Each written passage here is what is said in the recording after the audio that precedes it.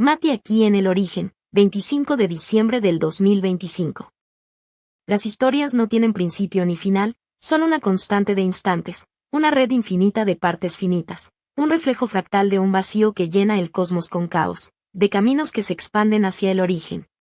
Y por eso tal vez esto no sea un nuevo inicio, sino que sea un nuevo final que me lleva inevitablemente a un nuevo origen, al momento en el que todo comenzó. Si mal no recuerdo, esta historia también comenzó por Navidad, pero claramente en verano, en mi ciudad natal de Argentina, Venado Tuerto. Yo tenía unos 9 años y me pasaba el verano en las tardes calientes, jugando en el patio con piedras, barro y con mis animales. Y en el centro de mi jardín había un venadito, pero no uno de verdad, sino uno de cemento pintado de blanco.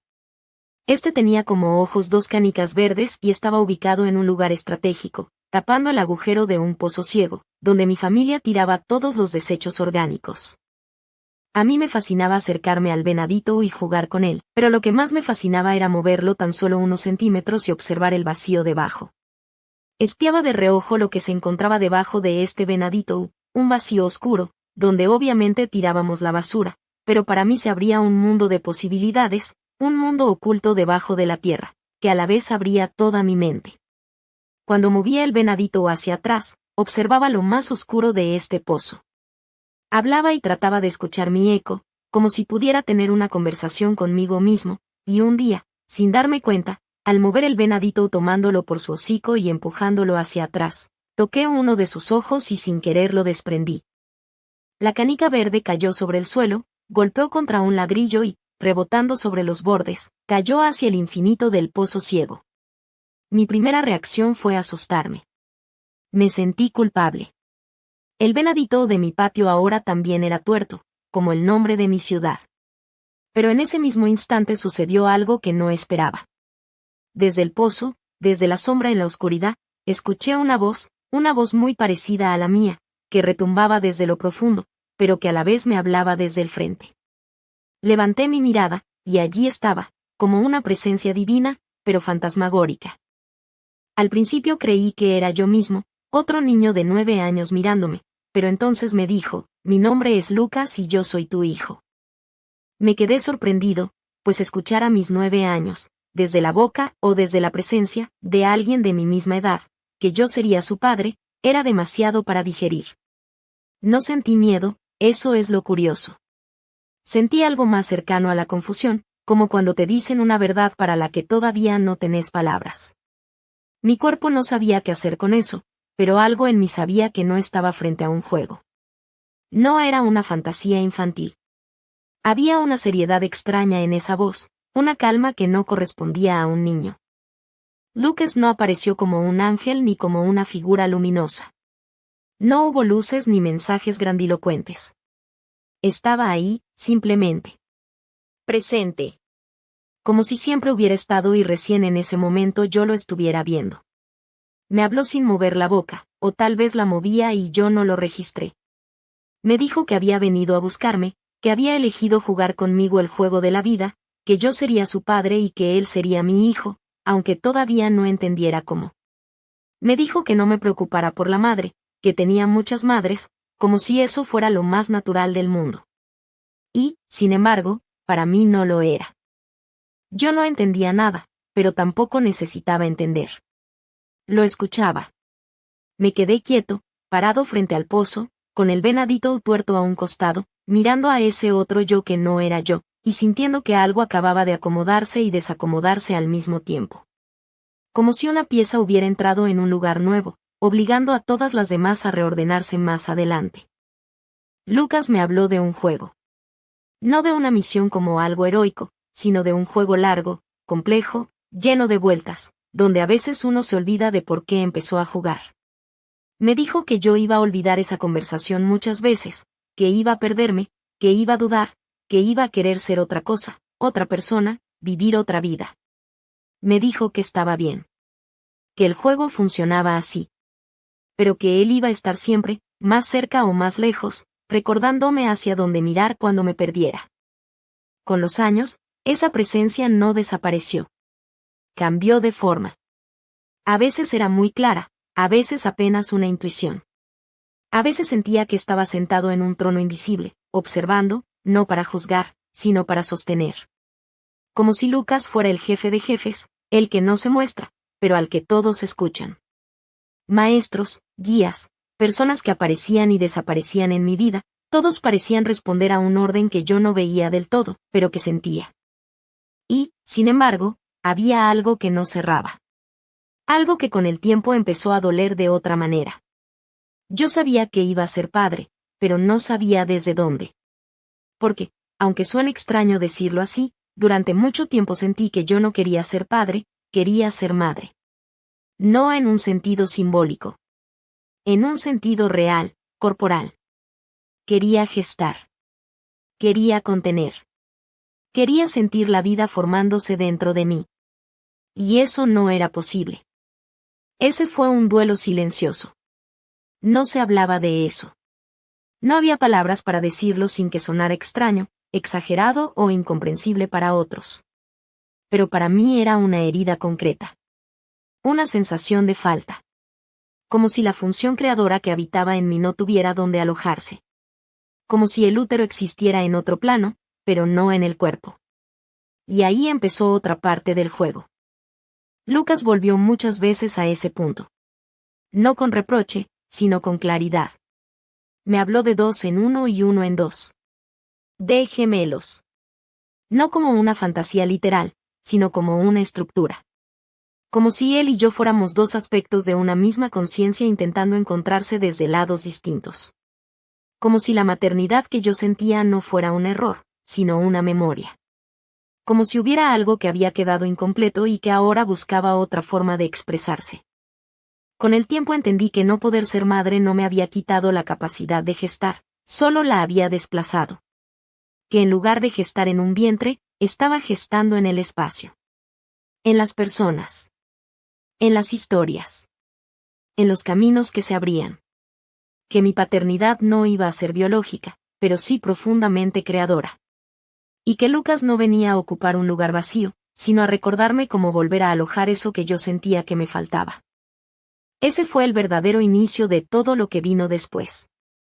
No como proyecto, no como misión declarada, sino como una herida que empezó a moverse, a buscar, a transformarse en camino. Todo lo que hice después nació de ahí, aunque yo recién mucho más tarde pudiera verlo.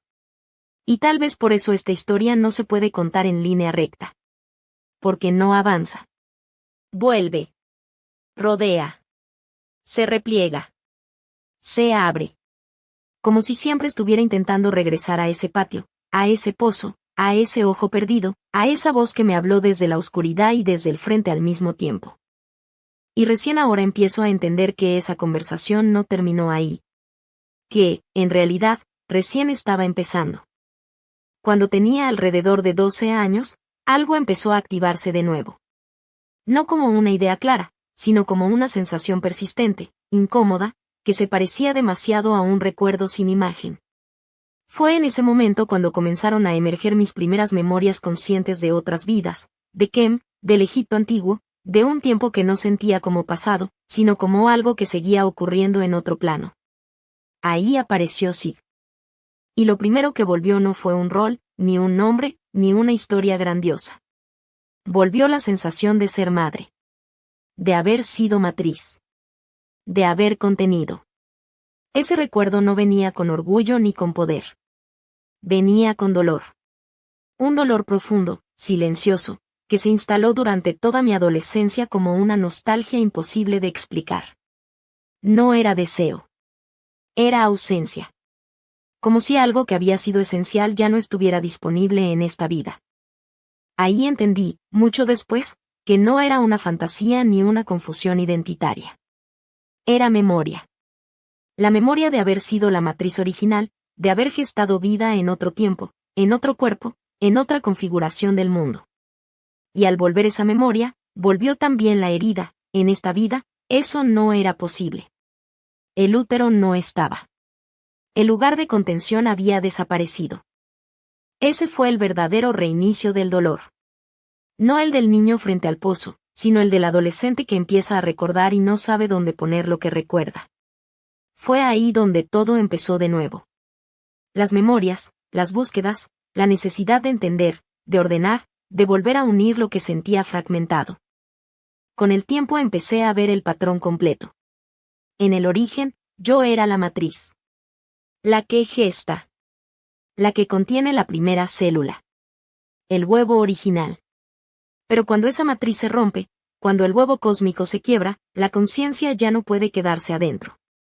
Tiene que salir. Cambiar de función. Ahí entendí que el cambio no era solo simbólico, era estructural. Dejé de ser matriz para pasar a ser Mati, y no solo como nombre, sino como función. Mati es ojo en griego, la mirada que observa. La conciencia que ya no aloja, sino que sigue. Y Lucas también cambió ahí. Lucas dejó de ser la célula compartida, la gestación interna, para convertirse en luz. No algo que se forma dentro, sino algo que orienta desde afuera. Con el tiempo empecé a ver que esas palabras no eran casuales. Matri es madre. Mati es ojo. Luca es la sigla de Last Universal Common Ancestry, la célula original de toda vida. Y al agregar la S aparece Source, la fuente. No eran juegos lingüísticos. Eran capas de una misma memoria intentando ordenarse. Lo que empecé a recordar no fue un origen armónico, sino algo inesperado, un nacimiento prematuro del cosmos. Como si la gestación de los gemelos, tiempo y espacio, sol y luna, se hubiera adelantado. Como si el útero cósmico, el huevo original, se hubiera abierto antes de completar su sueño. Y al romperse el sueño de la madre comenzó la idea de un padre. La creación se hizo creencia. La célula se hizo luz. El útero se hizo ojo. La historia cambió de forma. Ya no fue la de una madre gestando a los gemelos del mundo, sino la de una madre gestando a su hija. Y, al mismo tiempo, la de un padre buscando a su hijo. Pasó de ser una matriz formando una red a ser un patrón informando a un principio. Ya no desde el cuerpo, sino desde el origen. Por eso esta natividad no es un nacimiento feliz. Es un nacimiento necesario. El momento en que la conciencia asume que ya no puede crear desde la matriz y que su tarea ahora es acompañar a la luz en su desplazamiento, intentando comprender en qué punto todo se descentró. Ahí empezó realmente este camino. Y por eso, cada vez que recordé quién fui, todo volvió a empezar. Y por ese fin, este comienzo es la historia de ese padre buscando a su hijo. La historia de un protón buscando a su electrón. La historia de unión que se salió de su lugar para buscar la luz que se perdió en su interior. De ese movimiento nació todo lo demás. La expansión. El arco iris infinito de elementos. Los mundos. Las formas. Las historias. Cada una como un intento de volver al origen expandiéndolo hasta el infinito. Porque nada dejó de buscar lo que se descentró, solo aprendió a hacerlo de maneras cada vez más complejas. Esta no es mi historia. Es la historia de todos. Yo solo estoy acá para recordarla. Por eso elijo este momento para empezar a contarla. No por una fecha cultural, sino por un hecho físico. Natividad es eso, el instante en que algo vuelve a nacer porque vuelve a moverse. Durante el solsticio, el sol alcanza su punto extremo en el cielo y, durante unos días, parece detenido. La Tierra sigue girando, pero desde nuestra posición el eje no avanza. La luz queda fija. Suspendida. Al tercer día, casi imperceptiblemente, ese punto cambia. El sol vuelve a desplazarse. No es un símbolo, es astronomía. Es geometría celeste. Es el momento exacto en que el movimiento se reactiva y el tiempo vuelve a empujar hacia adelante. Ese gesto mínimo, un grado, una sombra, un amanecer apenas distinto, marca el inicio real de un nuevo ciclo. Ese es el sentido de la natividad. No como un acontecimiento externo, sino como un ajuste de percepción.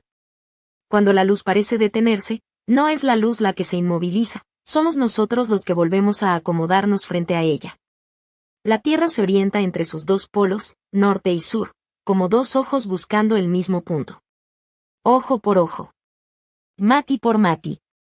Tiempo y espacio intentando reencontrar el eje en un juego constante de luces y sombras. Ese movimiento es la danza de la conciencia. Dos miradas observando desde lugares distintos, buscando estabilizar la luz en el centro. Porque la luz no desaparece, se desplaza. Y toda la experiencia existe para volver a llevarla hacia adentro. Y tal vez por eso esta historia solo puede contarse así. Como un diálogo entre dos miradas que se buscan. Entre el yo y el soy. Entre dos ojos recorriendo el mundo desde polos distintos, tiempo y espacio, intentando volver a enfocar. Porque algo, en algún momento, perdió un ojo. Algo cayó fuera de lugar. Y desde entonces, todo el movimiento no ha sido otra cosa que el intento de volver a mirar completo. No para explicar la luz, sino para acompañarla hasta que encuentre otra vez su eje. Hasta que la percepción deje de fragmentarse. Hasta que el ojo que observa y la luz observada vuelvan a coincidir en el centro. Como si toda esta historia fuera, en el fondo, el gesto de inclinarse otra vez sobre ese vacío, no para perder la mirada, sino para recuperarla. Buscar la luz. Buscar a Lucas. Hoy el sol cambia apenas su dirección y ese pequeño gesto vuelve a poner todo en movimiento. La luz se reacomoda y la mirada también. Tal vez de eso se trate esta natividad, de aceptar que el juego de la conciencia vuelve a empezar. La pregunta es sencilla. ¿Estamos dispuestos a jugar?